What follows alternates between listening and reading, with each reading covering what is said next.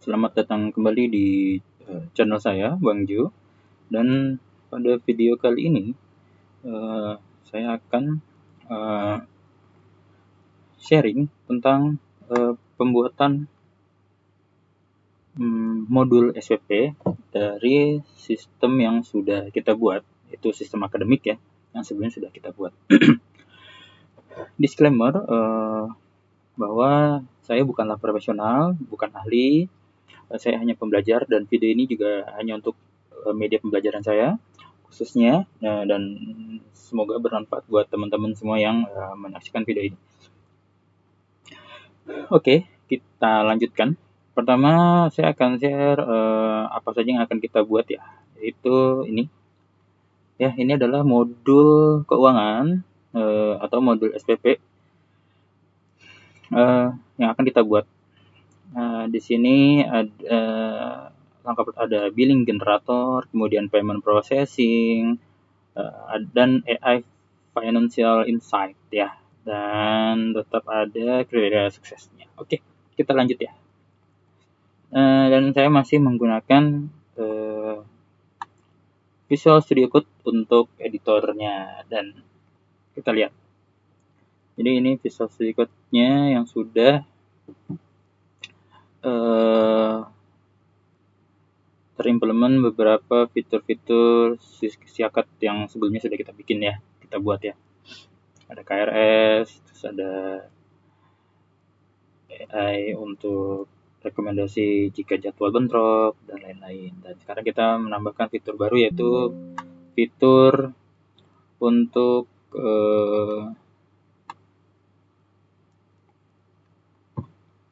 SPP. Oke.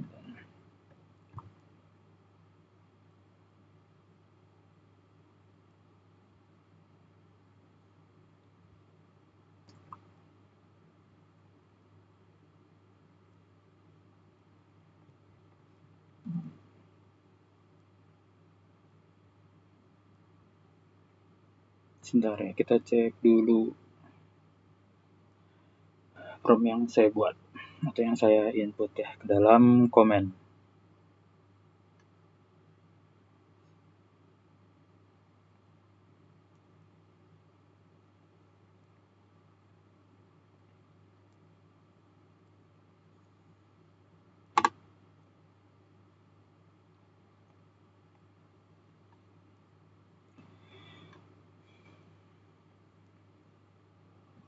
Nah, ini dia. Sebentar.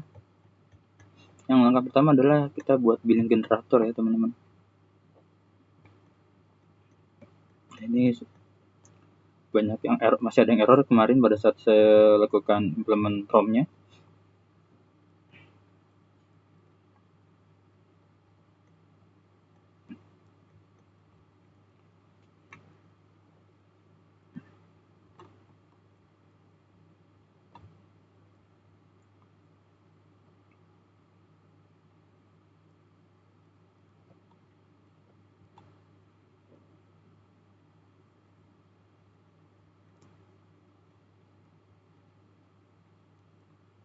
Nah, ini adalah pertama untuk billing generator ya.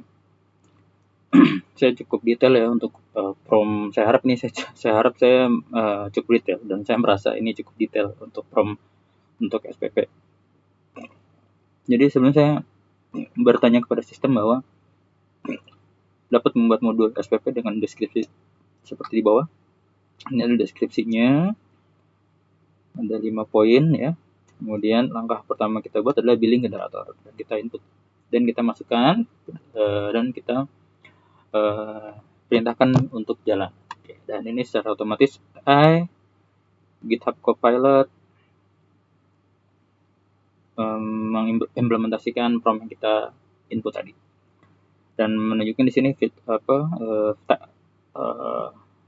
file-file yang berubah ya, atau diupdate atau dibuat. Oke, ini saya minta bahasa Indonesia aja biar lebih gampang juga untuk kita semua. Nah, jadi pada uniknya AI ini tidak hanya sekedar menjalankan perintah kita, tapi mereka juga memberikan advice atau insight buat kita ya. Tuh. Terus saya lanjutkan pilihan langkah berikut, pilih satu atau lebih. Jadi mereka memberikan kita advice. Jadi semua tergantung kita. Dan saya pilih untuk jalankan langkah satu. Dan mereka menjalankan untuk install apps-nya. Gitu. Ini dan kemudian selesai. Ya. Nah, sebenarnya dia masih nanya nih mau lanjut kemana. Gitu. Dan kemudian saya lanjut ke kedua, proses kedua yaitu lanjutkan payment processing-nya. Dimana di sini ada detailnya proses payment jika amount lebih kecil dari bilangan total segala macam. Dan ini prompt kedua yang saya masukkan dan AI-nya otomatis menjalankan prompt yang dari yang kita input ya, dan file-file yang sudah apa saja yang diupdate. Oke, begini terus. Nah, ini ada errornya ya teman-teman, dan mereka atau AI-nya langsung melakukan bug fixing, tapi bukan berarti bug fixing mereka tidak memberikan informasi ya, mereka langsung menginformasikan ada di mana bug fixing yang mereka lakukan gitu, dan apa yang terjadi gitu kan, seperti ini mata kuliah ada segala macam. Oke, masih ada error ya, kita lanjut lagi terus sampai masih ada error sampai akhirnya nanti.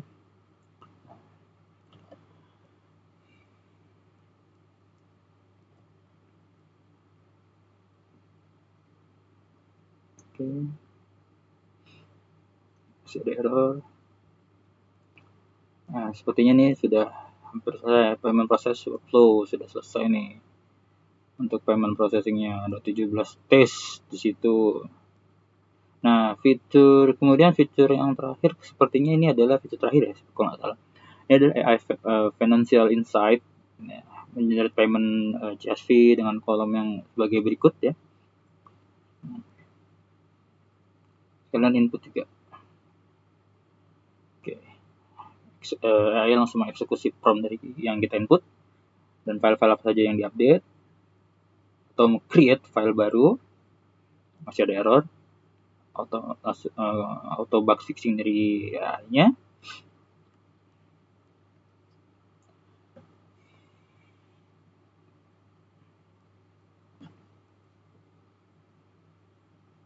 Oke, ini selesai. Masih ada ya.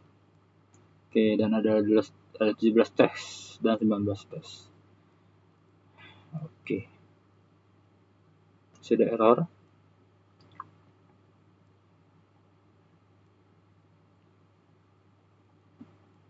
Fase 2 komplit untuk AI Insight-nya. Nah, API endpoint-nya sudah ada juga. Apa saja yang di baris keberapa, di baris keberapa. Tes result-nya juga sudah ada. Dan terakhir adalah dari modul SPP yang baru saja kita buat, saya masukkan prompt lagi untuk memasukkan kriteria sukses yang ada 4 poin ya. Pastikan modul SPP yang kita buat memenuhi kriteria sukses yang saya tentukan. Nah, kemudian dari AI sendiri langsung eksekusi prompt dari saya. Oke, bisa ada error ya ternyata dari kriteria sukses yang saya jabarkan tadi. Perfect, SPP modul validation complete. Tes resultnya. Oke, selesai. Dan ini adalah modul SPP yang sudah kita implementasikan dan kita update ya pada sistem Siakat. Mungkin untuk video kali ini cukup sekian. Kita akan bertemu lagi di video selanjutnya dengan fitur lain. Semoga video ini bermanfaat khususnya buat saya dan umumnya buat teman-teman semua. Terima kasih, sampai ketemu lagi.